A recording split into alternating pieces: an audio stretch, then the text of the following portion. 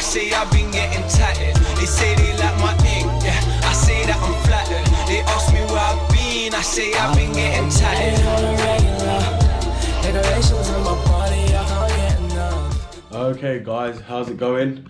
Today we're going to be going over everything that was broken on my N52 engine when I first got it. Now, a lot of you don't really know, and if you are new to the channel, you don't know anything about my 60 and what was broken and what I had to repair and what I know about this engine. So I'm just going to show you everything that was broken and what I had to repair when I first got this N52 engine, because a lot of people think that I bought this car just the way it is because a lot of guys didn't see me actually repair it. So I'm going to show you guys everything that was broken and what I had to do, and this was even before I started YouTube. And of course, if it breaks during the time now on YouTube, we will repair these problems. So let's go over everything that was broken on this car. Okay guys, so as many of you guys already know, this is my N52 engine in my E60.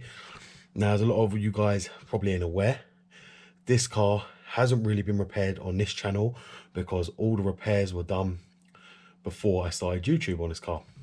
So when I first went and purchased this car, I took Ista with me and scanned it. Now, I bought this from a trader. He was never aware of what I was and what I do, and if I could diagnose this car, I just went and bought it. I don't tell them nothing how I go there and what I'm going to do to a car. I got there and scanned it. The car had codes for the Vanos, which he tried to tell me was the Valvetronic motor. Now, the Valvetronic motor sits up here, as you guys are aware. This wasn't the fault. So I ended up finding what the fault was when I scanned it, which was these down here, which is the Vanos solenoids. Now, as you guys know, a lot of people ain't even aware that they fail, and people who don't know this engine wouldn't even be aware of it. So I took the car because I knew what it was, and I told him, which, you know, I shouldn't have done, what was wrong with it. And he knew I wasn't stupid, and he dropped the price of me on this car significantly because of the problems. He also paid for the repairs because he knew, you know, he gave me warranty of the car as well, which dealers shouldn't do. That's why you don't ever tell them what you can and can't do. And I told him I would do all the work myself, providing he gave me the money for the parts, which he did. So on top of that, when I got back with the car and I took the manifold off, I found the dissers were completely shot, which you'll see that one right there, and that one under the manifold right there. Now, a lot of you ain't aware, but they're a common failure point in this car, and you'll see the other one right down the manifold there is hidden. Now, it's not hard to get to. I can do it really without taking the whole manifold off, but they were both failed. Now, the previous owner of this car who traded it in ended up messaging me and telling me why he traded it in, because they couldn't figure out the problem. He had took it to BMW. He'd been putting so much money into it and couldn't ever find a problem with it. So then when I got it, I had to overhaul this whole engine. So what I ended up doing when I bought this car was I went to BMW. I bought a new oil filter, housing gasket and oil cooler gaskets, which you guys know I paid £35 for them. So I went and replaced that. I also went and bought 2 genuine solenoids with a cost of £350. They have come down now a bit on price, but they are still expensive, as many people know, and a lot of people already believe me that you can't use the cheap ones, and the genuine ones are the only way to go. And we ended up replacing them as well on this car because they were failed, so I had to do that. I also ended up replacing the dissers because they were both flapping about, and I even got lucky. I got home, which was about nearly 500 miles with this car, and they were both knackered, so I had to replace both of them at a cost of 150 for the big one and I think 150 for the small one. So they wasn't cheap, but they needed replacing.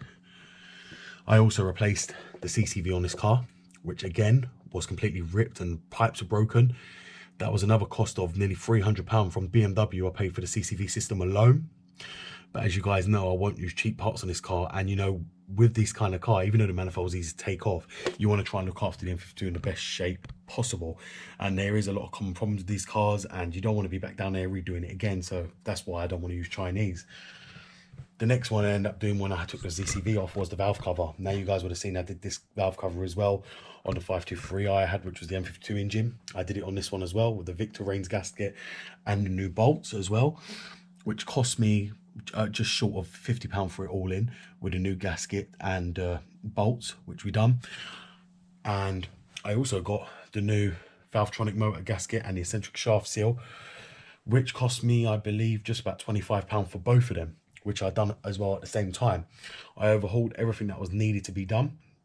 Now, water pump and thermostat, we didn't have issues with, so touch wood, we had no issues with that, so we haven't had to do that job, but we will end up coming to it, I know it, no doubt. As you guys know, this is a channel car, so the car ain't going nowhere, because I know you guys love the N52, and this car, this engine, is for you guys. When you guys need to see something or you need to find something, this is what I bring this car out for. This is what I'll bring this engine out for, to show you where it is, so you can make your life easier and you don't have to trawl the web searching for where that part is. The next one I ended up doing, which needed to be done, was the tensioner and idler pulleys on these. Now, as you guys know, the belt tensioner used an aluminium bolt, which ends up coming loose, and the oil filter housing was leaking, so I didn't want to take any chances. The belt was like covered in it, so I changed it all out as well on this car, and the idler pulley, done it all on this car. You guys would have seen the video on that. That's about the only repair I did do on this car on the channel, was the tension and idler pulley. We changed all that out because at the end of the day it needed doing, and I did it, and that was it. So we know that this car's now prolonged, and the life of it is prolonged, apart from the water pump and thermostat, which is the only two things I haven't really replaced. When I also got the car, I found out that when you go to slam your foot down, which is a good way to tell if you've got a misfire, because it wouldn't show up on this stuff. So a good trick I use is, a lot of people say switching the coils out, but I can tell you right now, this wouldn't throw the fault even switching the coils out at all. So what I ended up doing was, I realized that this car was using the wrong spark plugs on the N52 engine, which you guys know uses the 4 electrode ones now, not a single one. And I also found out one of the ignition coils was firing, but not properly. So what I was doing, when you slam your foot on the accelerator, the car was sputtering when it was at idle, and I knew it was an ignition coil at fault. So what we ended up doing is, I replaced all 6 Bosch ones at £165 for all 6 to eliminate that object. And I also replaced the spark plugs that you guys would have seen on this engine as well, because I wanted to show you guys the issues it was having. So, and what spark plugs were correct, which we did. Now, the next thing I done on this car was I replaced the air filter. Now, it has a normal air filter, but I didn't want to stop there. I wanted to replace it with a K&M one. That's purely because it's cleanable. I've got the kit to clean it, and you save yourself more money cleaning this, and it's a lifetime worth of air filter, than buying air filters all the time. Now, I know people don't say they do much effort, but to be able to clean your own air filter and not have to throw away the old junk ones, I'm paying £14 a time. And on the diesels, you know, I know you guys probably don't understand, they come with a very massive air filter that takes up the whole of this side right here, and they're very expensive. They're about £40 to buy just for an air filter. So changing over to one of these and put it in there, which I did on my 530 diesel, is a great benefit to anybody, because the amount they cost each time just to service an air filter is disgusting for something that you got to throw away. Now, when I got this car also, there was water underneath the pollen filter housing, as you guys probably know, and I ended up taking the plugs out and draining it to stop any electronic failure. And that's why my iDrive is still working perfectly to this day, because I saved it by doing that. And you guys, if you've got water under there, make sure you check there, because it will have it there the moment you ever go and purchase one. It's just a common problem. A lot of people, if they've never owned a BM before, never owned an E60, they won't even know there's water underneath there. And if it's in a trade site, they will leave it in the rain outside, don't give a crap about it until it fills up water and just destroys all the electronics on the car, and then sell it with iDrive not working or electronics failure. You've got to remember, guys, traders don't care about the car. They'll sell it as spares or repairs if they have to, as long as, remember, they take the cars in as cheap as possible anyway, in case of problems like that, so they make their money back. So they don't really care. The next one I replaced, guys, down here is the Vanos filters. Now, it's very hard to show you where they're located, but they are located just going into the head right here, where the Vanos sits, and you can see them. A lot of you already know where they are, but I replaced them with BMW genuine ones as well. Now, when people say to clean them, I just want to go on about that. When I took these out, these weren't clogged or nothing. The solenoids end up solving it. These ones were actually really good. I changed them anyway because they were cheap. I got them from BMW for like 50 quid, so it wasn't really expensive to replace them.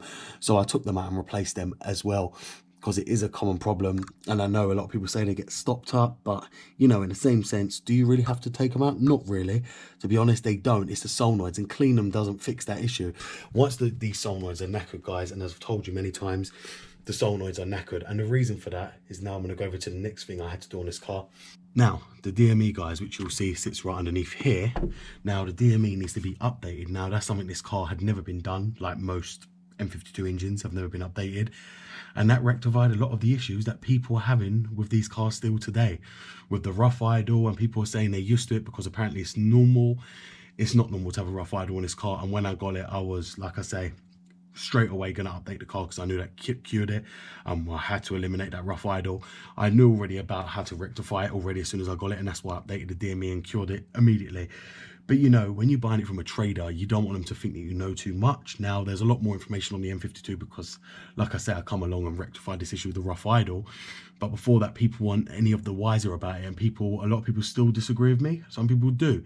As I said, the update does cure it. I've proven it to many, many people, as well as the solenoids, and people, you know, actually respect me because of that, because I've proven people right and right again. It does work, and it's something you have to do. Now, guys, another thing with this engine is when you get it, especially with the silver cover, you may suffer hydraulic lifter problems, which is a common issue. This one was ticking when I got it, but that was from when I purchased the car. The traders that I purchased it from like to give them the service. And, you know, when I was there, I was actually shocked. I sat there for 3 hours waiting for the money to go over to them. I was seeing them jet wash the whole car, open the doors, jet wash inside, and oh, it was a complete nightmare. Seeing what they were doing to these cars with electronics doing that really shocked me. And, you know, they were jump starting cars. They were asking me while I was there to help them diagnose other BMs because of the issues they were having, because they had been jump starting cars, letting them go flat and then just jumping them to sell them. You know, and this one had the hydraulic lifter tip because they used the wrong oil and they used the wrong filter. Now, they give every car service, so they say, but all they do is the oil and filter. You know, they weren't very clued up with these cars. They had the tick problem when I got it. I rectified the issue you guys have seen with the Forte top end treatment. I'm going to be doing another video of another liquid. I know a lot of guys don't like that. They seem to think I'm paid by Forte to do this, and I'm not. I promise all of you right now, I am not paid, and I bought these products myself to do these videos because I wanted to show you guys how good Forte is. And I mean, if a lot of you look through the comments, you will see a lot of the UK people highly regard this fluid. They all know about it. And I don't need to lie. You know, I'm not the only person that knows about this. If I wanted it to reach people for Forte, I would put the description as the Forte products, but I'm not trying to make it reach everyone to try and be able to sell it for them. If you look at my links, they're my own Amazon links. I'm not linking Forte's links. I'm not linking their website. I'm not having any part. They have no part in what I do. These products are purely, I bought them. As I told you guys, I like to keep them on the shelf for my own use. I get a lot of people coming me their diesels and their petrols, and this stuff really does sort the diesel cars out as well and works wonders. Anyone will tell you that of a diesel engine. But back onto this. So I had the hydraulic lifter problem, and I used the top end treatment the first time, and it cured it for over a year. Now I've had this car over a year, and since then the car has been absolutely faultless. I've done everything it needed. You know, we've replaced the coolant because obviously, as you know, when you drop out the oil filter housing, you're going to lose the coolant anyway. So when you have to do the gasket on that, the coolant's going to come out. So you've had to retop that up anyway. Like I said, it's minor little problems, but in the end, you can rectify them on this car. They're not big jobs, and they require just an amount of care, detail to attention on these engines when you go and see them. You have to make sure, like when you go, the only way you can tell if the discs are knackered is either to get ISTA. A normal scanner is not going to tell you if they're knackered because they don't see that as an engine light. They don't throw an engine light for bad disvalves. Only ISTA will tell you that if the motors are gone, the servo motors. And that's the only way to know, unless you're going to take them out while you're there. And you'll know if they're gone because you won't feel no torque low down, and you'll feel like it's very sluggish. Now, everyone would blame fan solenoids, but if you have got the 3-stage manifold, which this is, the reason they call it 3-stage because it's got one disser, another disser, and the throttle body. So it's 3 stages of air and intake runners for the one manifold. So if they are failed, like I say, you'll end up noticing it. And if it's van solenoids usually will cause a rough idle and a bouncing idle. Disser flaps, the idle will stay steady, but you just won't feel no power at all. Now, it's something you need to be careful because they are expensive, the same price as the van solenoids. That's why I tell everyone, if you're going to buy this car, make sure you have the money to afford to run it. And the majority of the time people get rid of these is when the issue, they can't be diagnosed by a normal garage, which is usually the disc is failing, and then they realise the price of them, and then they just get rid of it. They just run it into the ground. Garages will tell them you can drive still with the discs like that and just keep driving it, and then just part exchange it. And, you know, dealers take the car in however it is, give you money off the next car, and that's it. They don't repair it, they sell it back on the way it is. That's why, like I say, this car's bound to stay with me. And as I said, guys, this was really everything that was broken on this car when I got it. It's just the normal stuff. As many of you guys have been through, it's the normal stuff on this. Now, like I said, the valve cover gasket was leaking as well when I bought it, and that's why I changed it. The Vanos solenoids were gone, so I had to replace them. And so were the disvalves, along with the oil filter housing gasket, as everyone knows. Now, I do advise using a BMW gasket on that if you're going to replace it, because it is very, very important that you replace that with a BMW one. I hear a lot of people saying they've replaced this 50 times and they're using a $7 one or £7 one from Amazon, and that's why it's leaking again. Do not use a cheap one for this oil filter housing. Also, I keep getting people ask me, can they use Forte conditioner to stop their valve cover gasket? Please, I please hope that none of you people come across asking me them ridiculous questions, because I'm not one to cheap out, and I do not like cheap. I couldn't even believe when someone even asked me that. I was literally sitting there in shock. I didn't even know how to reply to it. Go and fix your valve cover. Do not try and use all these liquids to fix this leak and fix that leak. Fix the job properly. Like I said, these conditioners are for a certain thing only. Like I said, the Forte seal conditioner is for the valve stem seals and the rear main seal, not to fix your valve cover or your oil filter housing gasket or any of the other gaskets, because it will end up destroying the whole car. You do not want that. So it's best to rectify it. Do not be cheap on these cars. If you have to feel you have to be cheap, get rid of it and go and buy something that you can afford to be cheap with, that you just want it to get you through. Because this is not the cars, and you know, I don't want to see these cars run into the ground. You know, I'm hearing the people run them into the ground trying to buy them for, you know, if you want a performance car, go and buy an M5. Why are you even looking at a 530i and then you're worried it ain't going to be fast enough? Why would you want this to be? This is what I like to call my cruiser. You know, this thing hardly ever sees 100, 110. Sometimes I do push my foot down, but it's no M5, and I'm not trying to make it be an M5. You know, I'm happy with it being an M52. 530i making 258 brake is more than enough on this car. You don't need any more than that. You know, it's a family cruiser. It's a 5 Series. That's what it's built for. Traveling along the motorway, eating miles, and I'm very, very happy with it. It's not let me down, and you know, it's been one of the best engines I've ever had. And like I told you guys all the time, I prefer this car much more than the M54 engine. This engine just delivers so much more power, and it's got so much more potential.